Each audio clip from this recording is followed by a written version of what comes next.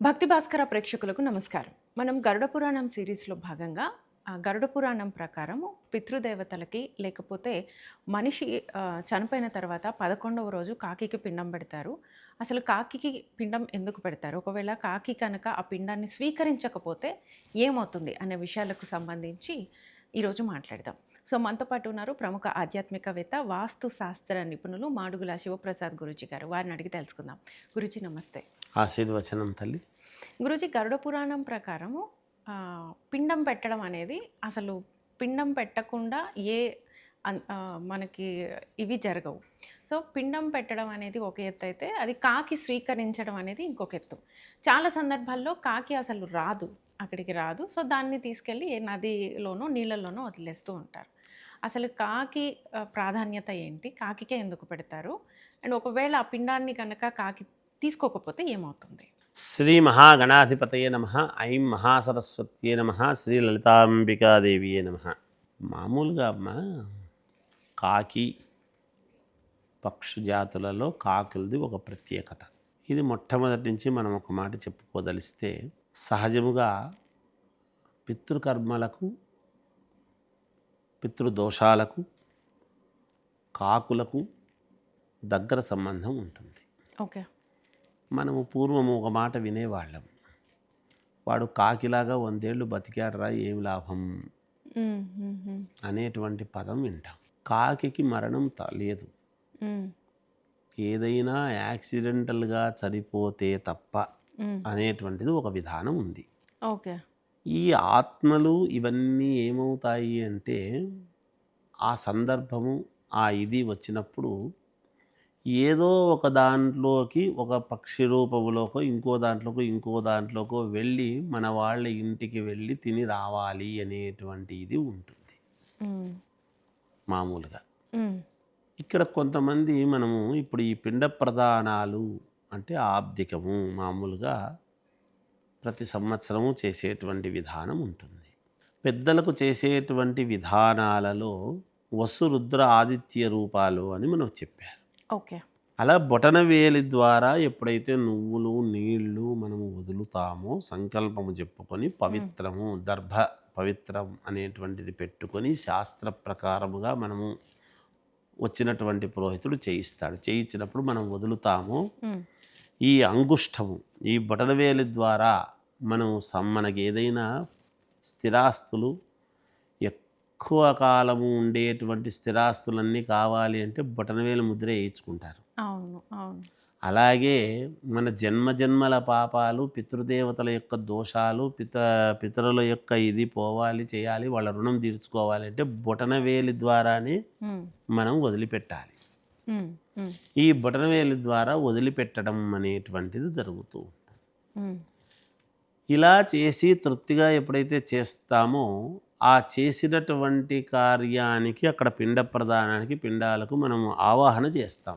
ఏది చనిపోయినటువంటి వాళ్ళను వాళ్ళ తండ్రి ఇలా వంశం అనేటువంటిది ఉండాలి. ఆ వంశము చేస్తూ ఉంటుందన్నమాట. చేసినప్పుడు బ్రాహ్మణ రూపేణ మనం మామూలుగా బ్రాహ్మణ రూపకముగా కొంతమందిని పిలిచి, ఆ బ్రాహ్మణలోకి పితృదేవతలను, పితృదేవస్థానము మరి పితృస్థానము ఇలా మనము చెప్పి ఫలానా స్థానమును కూర్చోబెట్టి బ్రాహ్మణుల్లోకి ఆవాహన చేసి వాళ్ళను భోజనాలు పెడతాం. వాళ్ళకు ఏది ఇష్టమైన పదార్థాలు అన్నీ చేస్తాం. చేసినప్పుడు వాళ్ళు మౌనేన భోక్తవ్యం అన్నారు. వాళ్ళు మాట్లాడకూడదు. బ్రాహ్మణులు ఏమీ మాట్లాడకుండా పెట్టినటువంటివి తినాలి. వేస్తున్నా కొంచెం అని వాళ్ళకు కొంచెం వేయండి అని అడగకూడదు. బ్రాహ్మణులు వీళ్ళు దాన్ని గమనించి వడ్డించాలి. అంటే వాళ్ళు పితృదేవతలు, వాళ్ళు చనిపోయినటువంటి వాళ్ళు వీళ్ళల్లో ఆవహించి ఉంటారు కాబట్టి వాళ్ళని మనము అడగకూడదు. కావాలన్నా అని అడగకుండా వెయ్యాలి.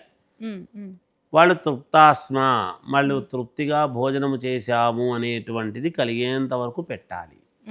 ఏది ఏమైనా తినొచ్చు, వాళ్లకు నచ్చినవి ఏమైనా తినొచ్చు, ఏదైనా పడేయచ్చు సహజంగా. అలా ఒక రూపకం. ఇంకొక రూపకం ఏమిటి? పిండ ప్రదానాలు, పిండాలు అని చేస్తాం.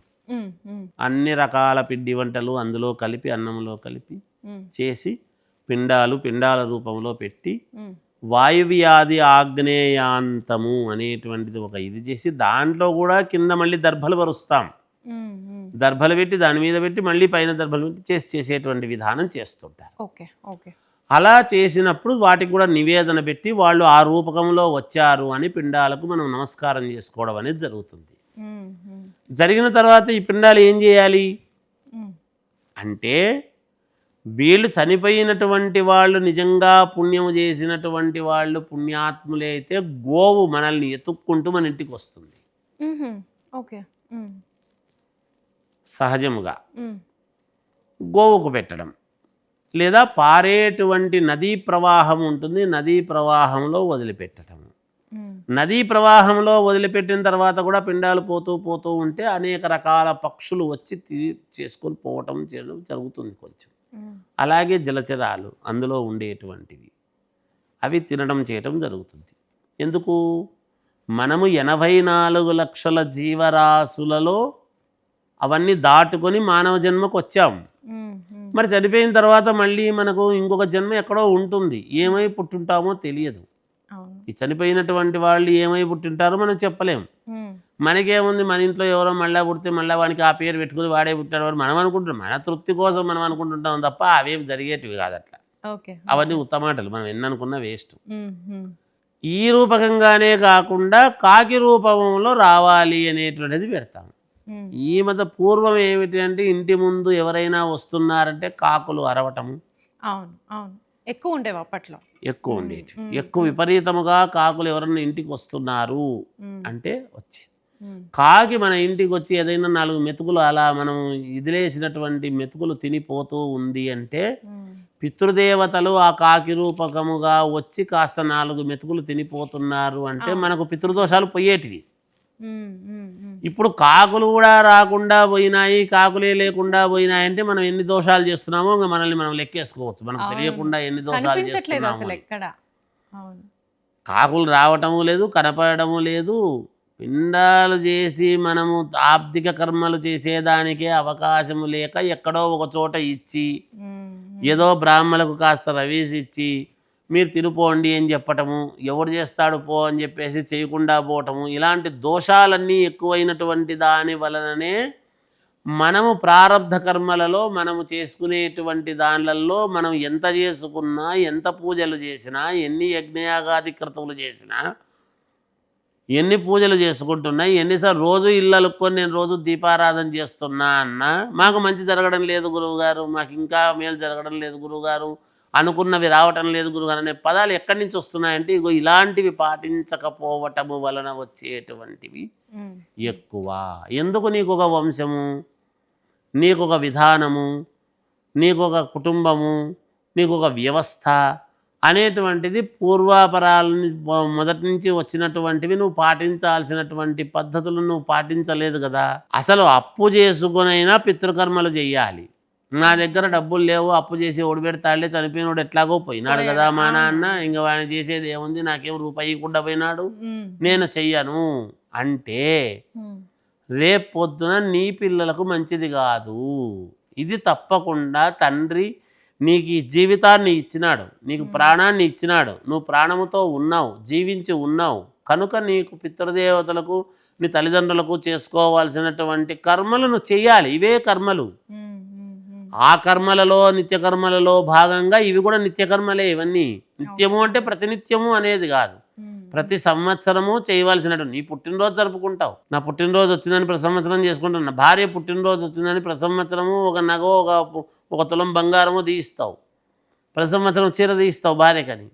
తండ్రి తద్దినం వచ్చింది అంటే మాత్రం తండ్రి తద్దినానికి పెట్టడానికి లేదు. ఇంకొకటి ఇక్కడ సమస్య ఏమొస్తుంది అంటే కోడళ్ళు ఎవరు సహకరించడం లేదు.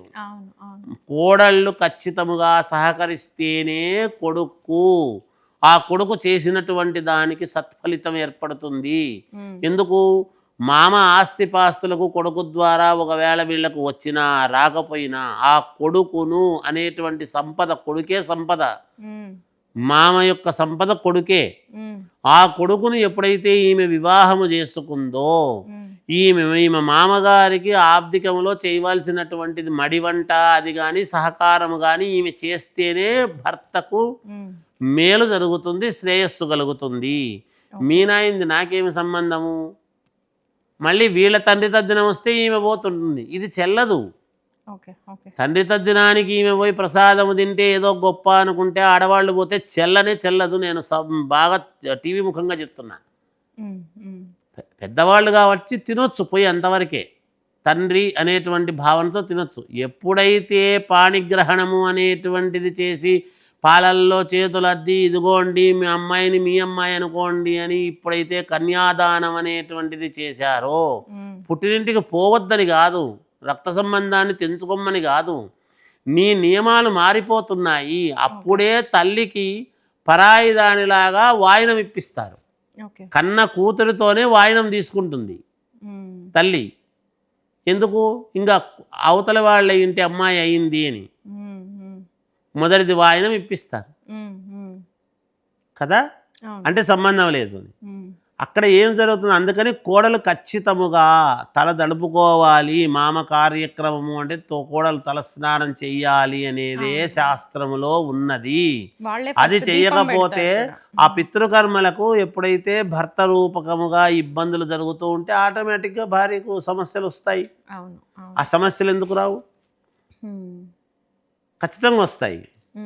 అందుకని ఇప్పుడు డబ్బు దండిగా ఉంది కదా, మాకేం నడిచిపోతుంది కదా అని అనుకునేటువంటి ఆడవాళ్ళు, మనం మగవాళ్ళు చనిపోతేనే ఇది అని అనుకుంటాం, ఆడవాళ్ళు కూడా పోతాము కదా, ఎప్పుడైనా పోవాల్సిన వాళ్ళే కదా.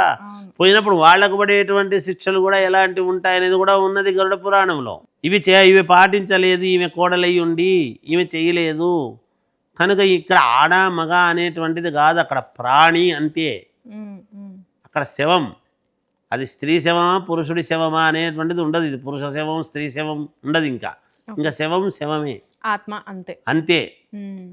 వీళ్లకు ఎటువంటి శిక్షలు ఎటువంటివి పడతాయి అనేటువంటివి చాలా అనేక రకాలుగా ఉంది. ఈ కాకి యొక్క జీవితంలో ఏమిటంటే అలా కాకులు వచ్చి తినటం అనేటువంటిది, కాకి జన్మ అనేటువంటిది చాలా దుర్బలమైనటువంటి జన్మ. కాకి జన్మ అంటే ఇంకా ఆ జన్మలో అది దాంట్లో యోగంగానూ చెప్తాము, మనకు ఉండేటువంటి యోగాలు పోగొట్టేది అని చెప్తాము, కానీ ఆ జన్మ అంత ఇది ఇంకొకటి ఉండదు.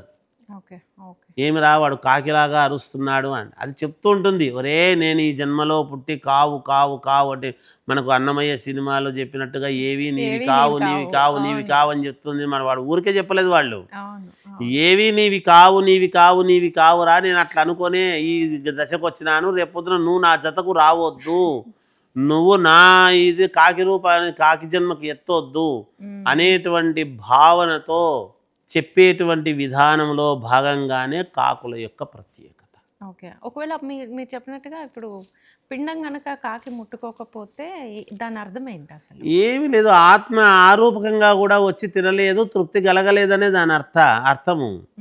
నువ్వు సరిగ్గా చేయలేదనో, వీళ్ళు సరిగ్గా పాటించలేదనో, లోపల తిట్టుకుంటూ ఏదో చేయాల్సి వచ్చింది, ప్రసవం ఇది ఒక రాకము, నాకు పీడ అయిపోయింది అబ్బాయి, ఇది పెట్టడము, ప్రసారే అప్పులు చేసి పెట్టాల్సి వస్తుంది అనేటువంటి బాధను, లేకపోతే భార్య తిట్టడము.